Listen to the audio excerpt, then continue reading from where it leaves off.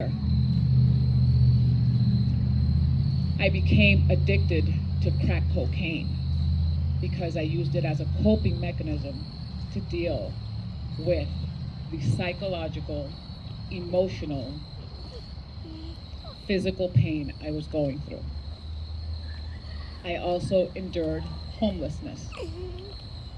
I lived out of my car for almost a year. With me was my abuser. Now, while there were many more factors which contributed to my downward spiral, the before mentioned collectively drove me to my breaking point. The reason I wanted to provide context is because I really want to encapsulate how broken I was when I arrived in Meriden. That cold January 2017. I recall arriving at the shelter and spending the first 2 days crying and asking myself, how did I get here? And more importantly, what did I need to do to change my situation? Taking the first step was extremely difficult. And one of the first things I did, which set the course for my journey, was to raise my white flag. I had a conversation with God, and I recall saying, okay, Lord,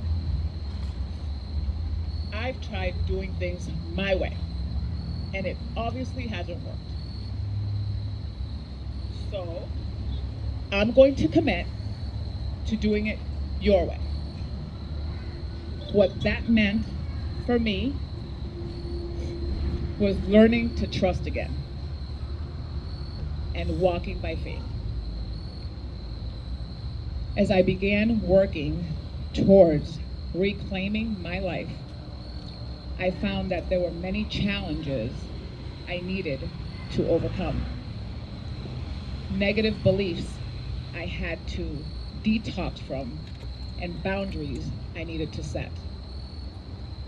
The road was anything but easy, and many times I felt like giving up. But going back was not an option. Did I feel like throwing in the towel? Absolutely. But for every time doubt crept in,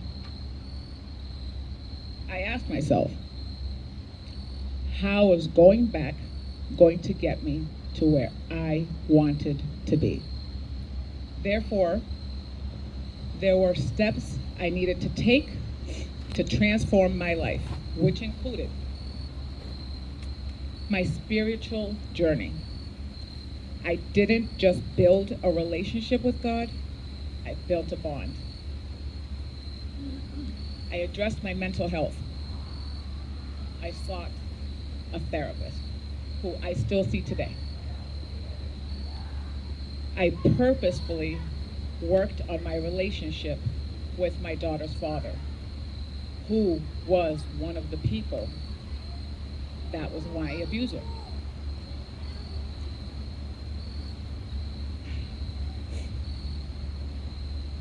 I began healing with regards to the loss of my brother.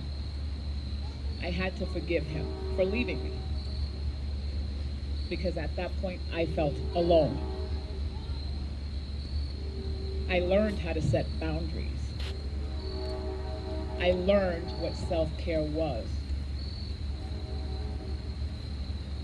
I learned to have faith in what I didn't see. I became comfortable being uncomfortable. I stopped running from my fears and faced them head on. I silenced my inner critic. I was cautious of who I spent my time with. I stayed focused on my progression. I learned to trust again.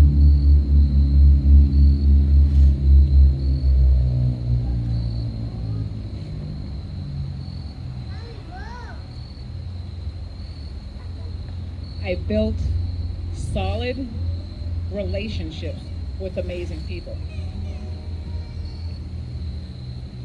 Took risks at the I took risks at the chance of failing. I understood that the gains outweighed the sacrifice. I was willing to kill. I was willing to kill who I was in order to make room for who I was becoming. I realized that I could turn my trauma into triumph. I believed that I am not only worthy of a better life, but I truly deserved it. I embraced gratitude. I welcomed solitude, which made room for self-analysis and discovery. I gave myself permission to be happy. The challenges I faced were self-acceptance, lack of confidence, doubt, fear of letting go, of being happy, of trusting, letting go of past failures. I was even scared of success, of being in the spotlight. I can't be scared now. Of not being accepted, of not being seen or heard. Coping with my chronic health condition, adapting to what is and letting go of what was, forgiving myself for what I didn't know. I had many sources of inspiration. First and foremost, it was God. Second, it was myself, because I had to push through every single challenge I faced. I looked to John Maxwell, who I love so much and inspires me. Tyler Perry, who taught me to climb and maintain, which means pray and worship. When things got tough, climb, and when it's time to wait, maintain.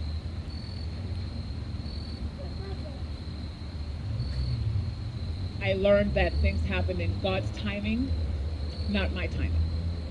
And I wanted God's will, not my will.